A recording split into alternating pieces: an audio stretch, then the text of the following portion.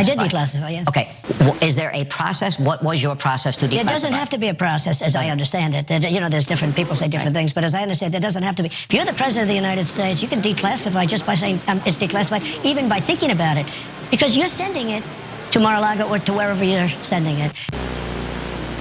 You just watched the moment where Trump incriminated himself during his interview with Sean Hannity. 100%.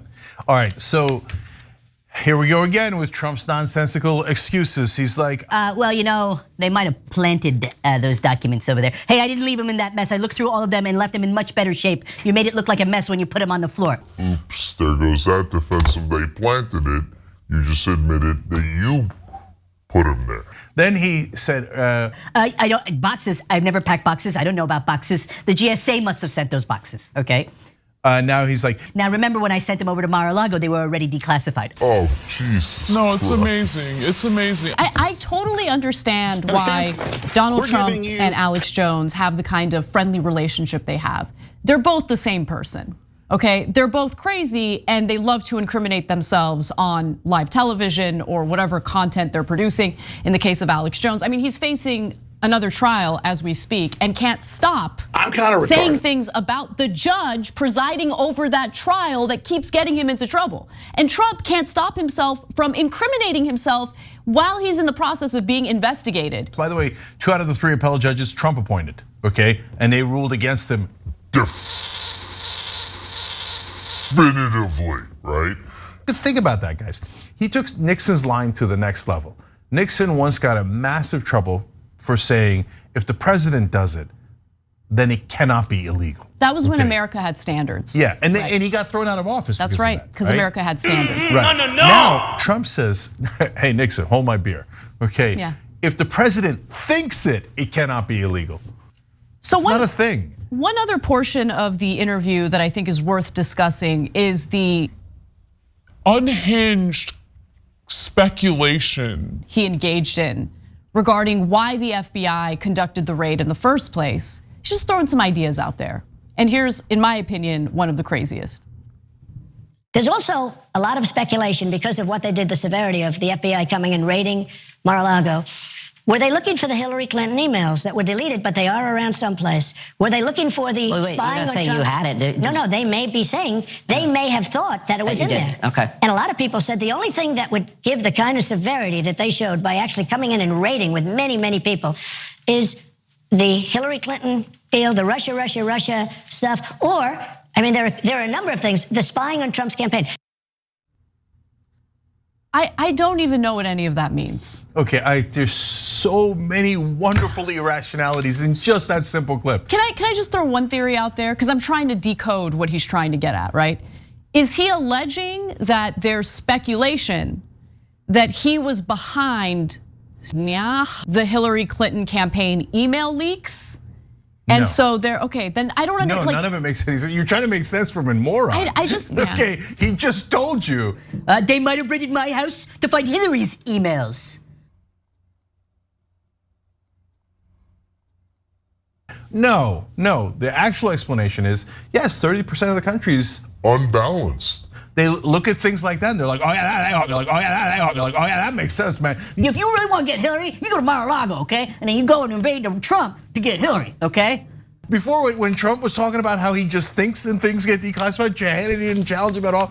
But on this one, he said, wait, did you have Hillary's emails? Why would you have Hillary's emails? Did you take them? Because some people are saying that they might be to Russia and that information and how they spied on my. Why don't you help them? If they're going after Hillary and they're trying to prove you that you're right, why don't you help them? Why are you fighting them? That's so weird that you're fighting them when they're trying to help you. But with the right wing, they just don't care. They're like, sure, of course, whatever you say. Please sleep with my wife. Whoa. What the fuck was that? Oh my God. They would, I swear to God, if he did it on national TV, they would definitely be like, oh yes, yes! He slept with my wife to protect Hillary's emails. Because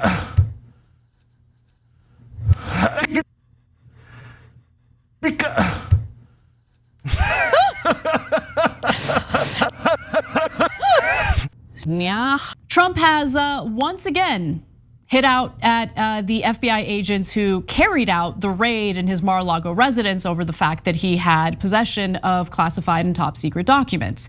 This time though, he has a legitimate complaint, something that I would be complaining about as well, because I really don't like it when people wear shoes inside. Now, Cenk, as you know, Donald Trump had warning. Donald Trump had warning 2 months prior to the raid happening, where they're like, Donald Trump had warning. Yo, can we get those classified documents? We know you have them. He wouldn't comply, and the raid happened. And yo, can we get those classified documents? We know you have them. Cenk, as you know, it was nothing like what typical raids are like. Cenk, as you know.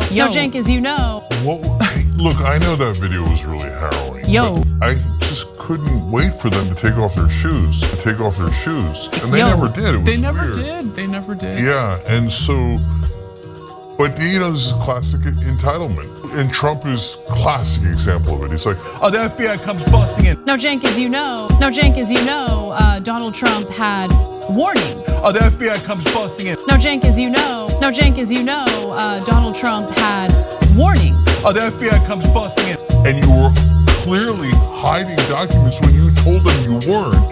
They asked pretty please 1,000 times. Then they finally come in, and you're worried they didn't take their shoes off? Now, Cenk, as you know, Donald Trump had warning. Oh, the FBI comes busting in. Now, Cenk, as you know. Oh, the FBI comes busting in. And you're worried they didn't take their shoes off?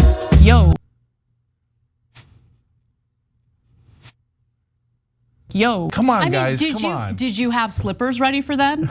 Because it's just common courtesy to have the slippers ready if you're gonna ask them to take their shoes off. You know what I'm saying? Yeah. And look, common courtesy. I love it. Almost not a joke. Do you think the FBI should take their shoes off every time they go into a house? Maybe we could have a deal on that, by the way. The left wing might be okay with that. I mean, if they're not gonna shoot people to death the minute they walk in. Yeah, sure, great, take your shoes off. Get comfortable, okay? But, I mean, are you guys all upset? Because anything Trump is upset about, totally. MAGA gets like, oh, you go, goddamn FBI deep state. Now the deep state's not even taking off their goddamn shoes. But they didn't take off the shoes. But Anna, today there's another piece of news about how pathetic Donald Trump is. Oh, thank God. I mean, it had been a while. As Trump has been out of office for the last 20 months, a rotating cast of aides have been tasked with following him around the golf course at the club he's at and giving him positive reinforcement from Twitter and wherever else they find him on the web per people told of the practice. He literally has people following around telling him, oh, Donald Trump, Bob said you were great on Twitter. Susie on Parler said that you have nice hair. That is the single most pathetic thing I have ever heard. Listen, I mean, who's the pathetic one though? Sure, a case can certainly be made that Trump is the pathetic one, but who would degrade themselves in raising their hand and agreeing to do that for Trump? Like, have some self-respect. Do we have any names? Did Haberman share any names? No, but it's a lot. It's like a group of 20. I'm sure most of them are men. Oh, I'm sorry, it's 20 months. I'm sure it's the feminists' fault, right? Yeah. No, guys. No, it's a masculinity crisis, folks. It's a masculinity crisis. And if you're saying, well, I mean, look, you got to do your job. Well, no, nobody made you do that job. You can go get another job. And when I was in a law firm, one of the partners every year celebrated General Lee's birthday, and I didn't know he was going to do that, and he saluted to General Lee, and I immediately added as a first year. And of course, to General Grant as well, who won the war for America. Okay. So you can actually have courage on your job. Yep. These guys are going around. Donald, somebody else likes you. But MAGA guys, this is your hero, the guy who thinks. I can't believe the FBI, when they were legitimately raiding me, didn't take off their shoes. And somebody say something nice about me. I'm so insecure, please, somebody say something nice about me.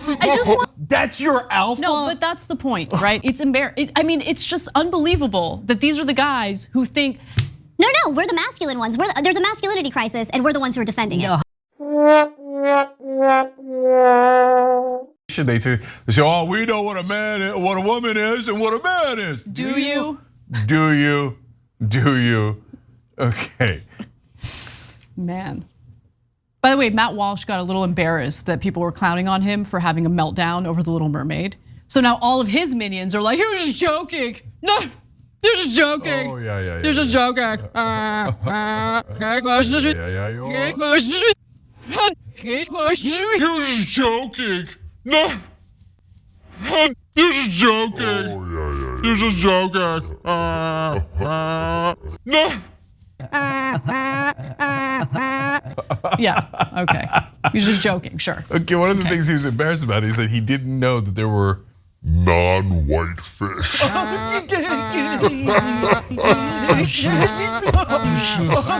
Yo, like have some self-respect. No. Yo. One more for the road, please. Fill it up. Sweetie, this was the one more for the road. Okay, look. You don't tell me what to do, okay? One more, please.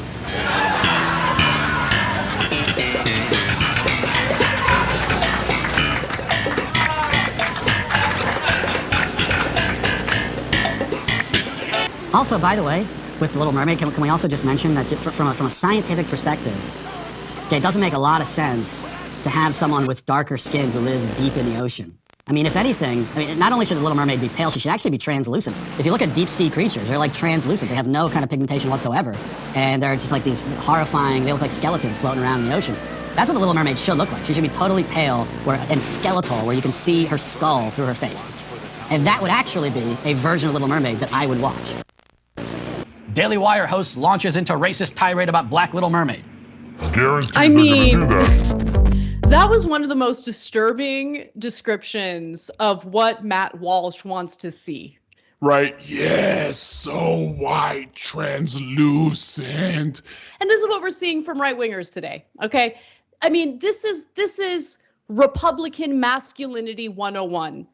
And I do want to just quickly show you this next video, because how could you not feel good watching these little girls see this movie and see themselves, see representation that makes them feel good? Let's watch.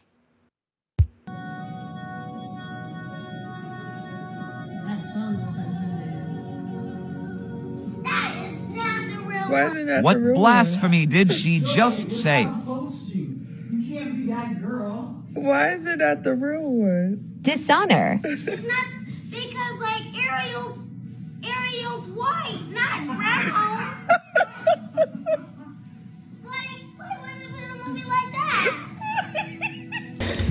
I know what it feels like to see like my niece get excited like that for whatever reason, and it's like the best feeling ever. And people like Matt Walsh see it and they're like, but she's not translucent.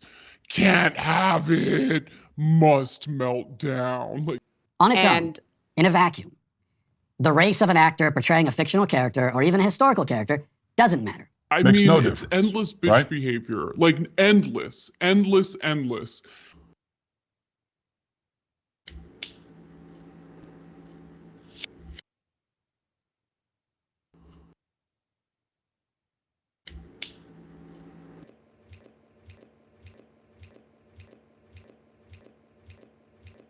you're muted, Cenk. Yeah. Okay. So let's make some obvious points. It's a fictional character. Fictional characters can be any color, including, by the way, Santa Claus. The Easter Bunny isn't white. Well, it's an Easter bunny. It lays chocolate eggs. And there are white bunnies. There are brown bunnies. What the hell are you talking about? Who are you talking to? no! I want all the characters to be white. Why? What a weird sense of entitlement. She used to be white before. Was she? She was a mermaid. Wait, how do we know what colors mermaids are? When they don't exist. Have you ever seen a green fish? Which then leads me to the next obvious point. Tell me you haven't never gone fishing without telling me you haven't gone fishing. All fish are white? Really? Is that true? Okay.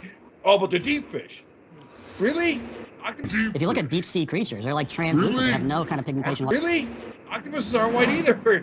Like, no, fish in the deep sea are not at all just white. What a weird thing to make up. Have you ever seen a green fish? Now everything's gotta be white. We're losing power. We must have everything. Have you ever seen a green fish? Why couldn't elves be black? Meanwhile, by the way, this is also important.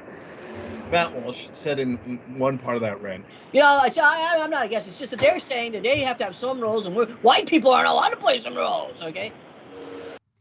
I do care about the racial double standard, which we are being conditioned to accept. White people have been playing every role. White people have been playing every role since the beginning of television, since the beginning of movies. Like, there's just a tiny amount of content now that actually has a diverse cast, and they're losing their minds about it. But no, the big issue is Little Mermaid in the new live action movie is black. And it's a giant it's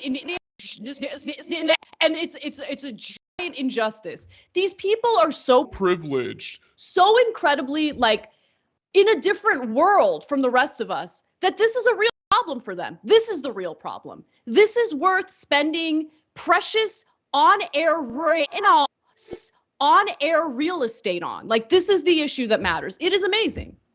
Daily Wire host launches into racist tirade about Black Little Mermaid. Guaranteed they're going to do that. Literally every single hero in the Disney series was white. Everyone. Hollywood had a huge history, of course, of taking white actors and making them play people of color. John Wayne was Genghis Khan. I mean, Mickey Rourke played a very offensive Asian character. Tons of white people played Asian characters. Johnny Depp recently was Tonto. And of course, famously, Ben Kingsley played Mahatma Gandhi, right? So when all of that was happening, the Matt Walshes of the world thought, perfect. White people have all of the jobs. Daily Wire host launches into racist tirade about Black Little Mermaid. Guaranteed they're going to do that. Oh, now they got white people. They got black people playing black roles and Asians playing Asian roles. And now, on top of that, they're taking some of our fictional characters from us. On its own, in a vacuum, the race of an actor portraying a fictional character or even a historical character doesn't matter. Besides which, scientifically, this doesn't make any sense. Because at the bottom of the ocean, they would be better dressed.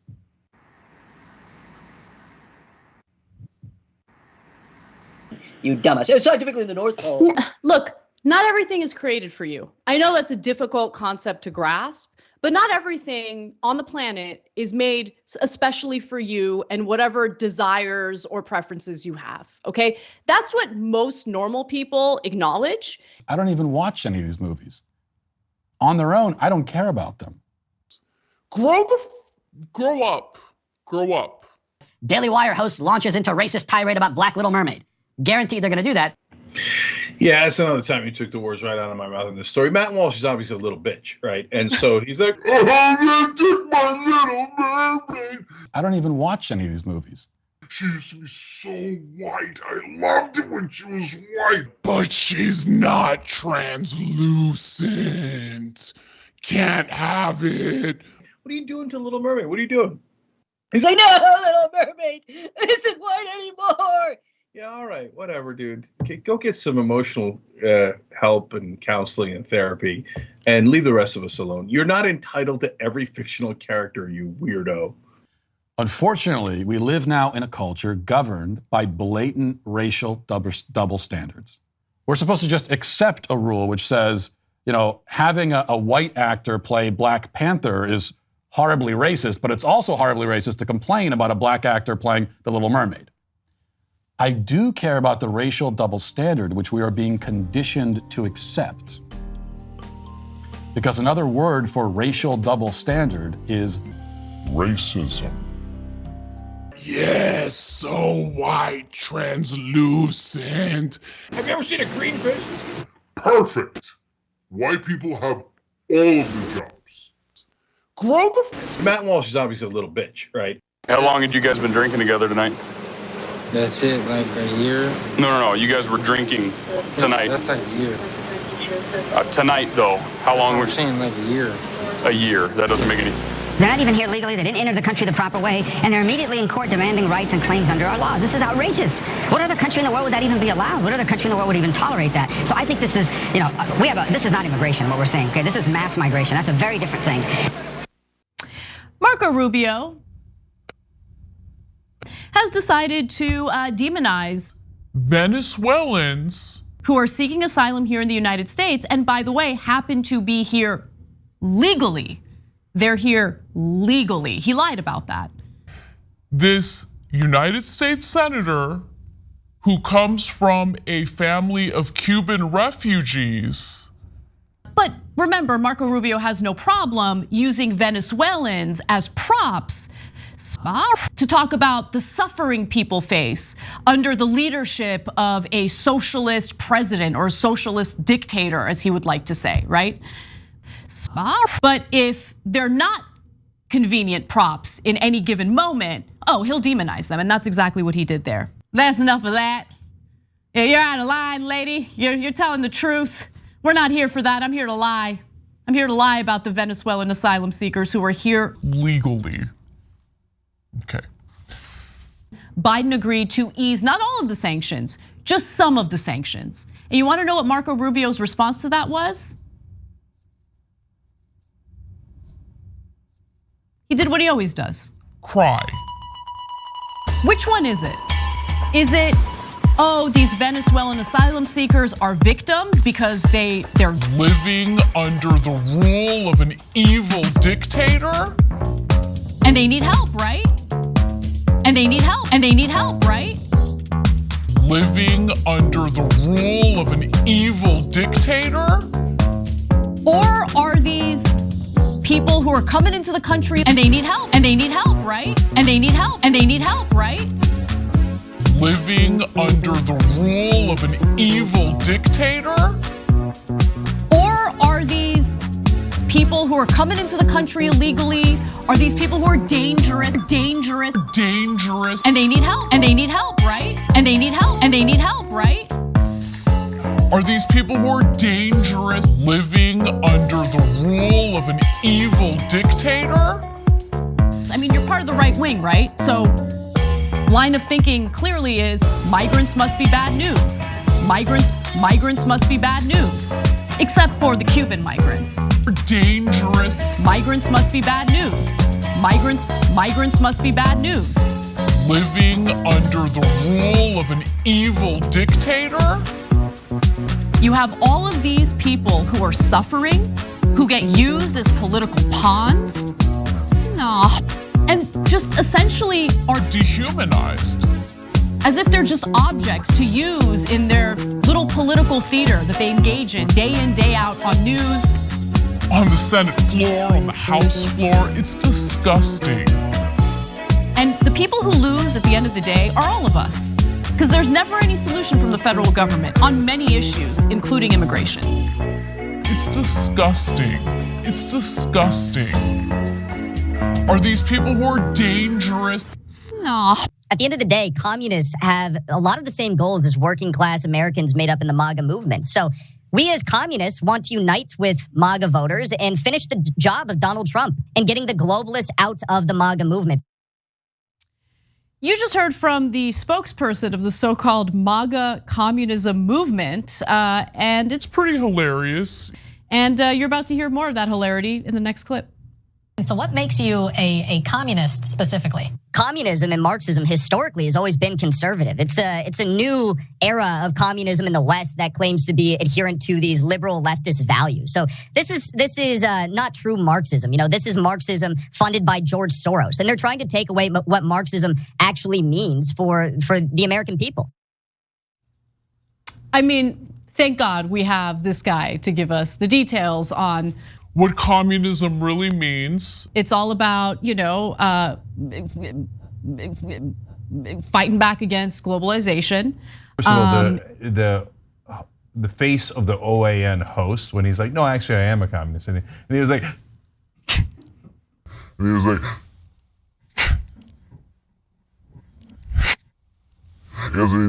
once you do a buzzword, they like, we talked about this the other day.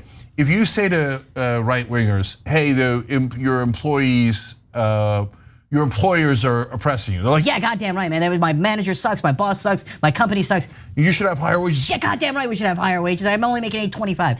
In fact, we should do $15 minimum wage. Did you say minimum wage? No, I'm out.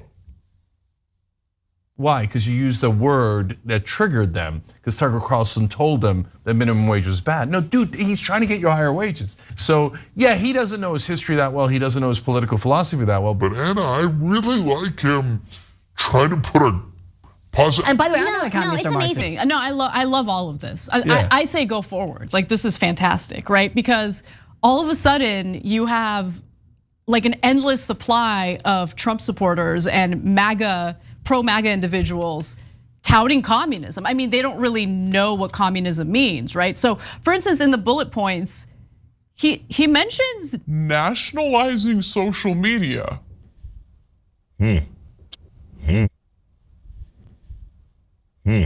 So does that mean you want to nationalize private corporations? Because that's the thing, like, have they actually sat down to think about what this would mean?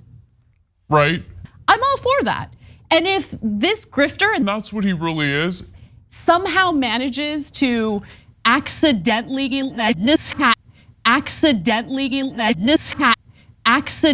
convince conservatives to support nationalizing certain businesses.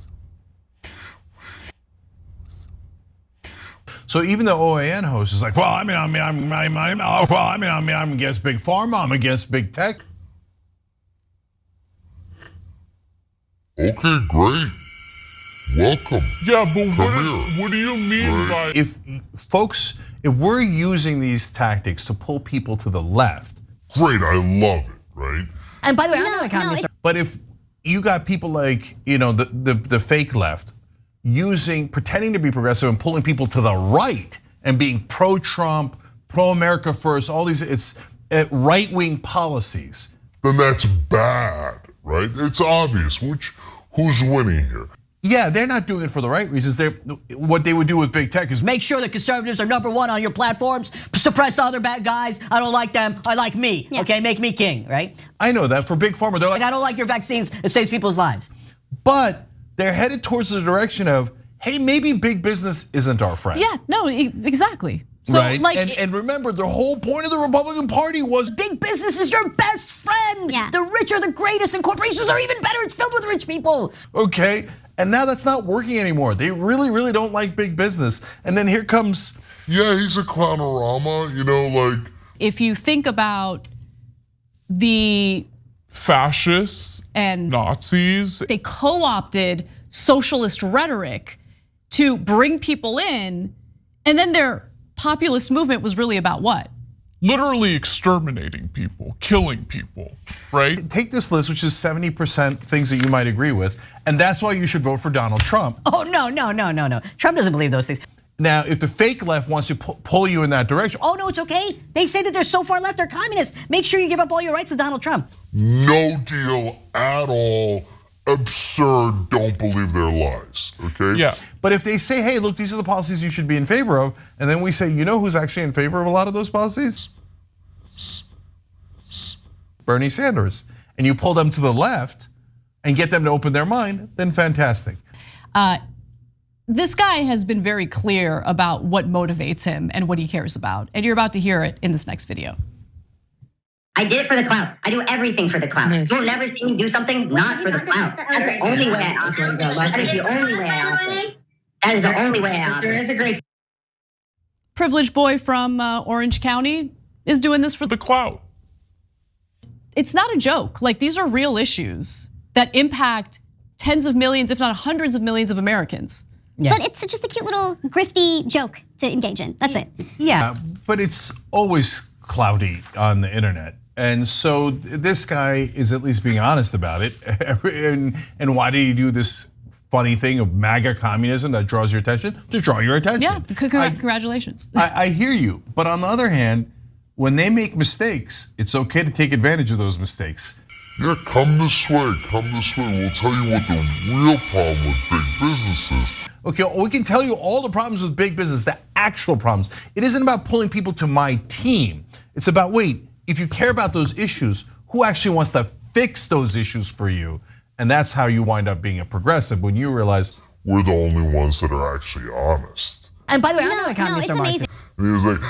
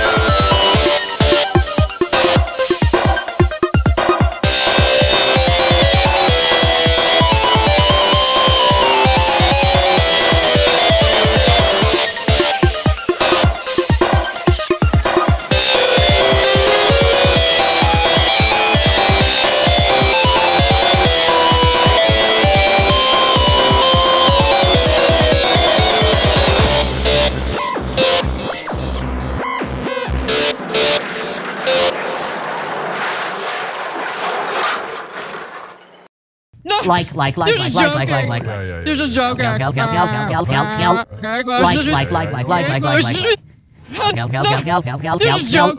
Like.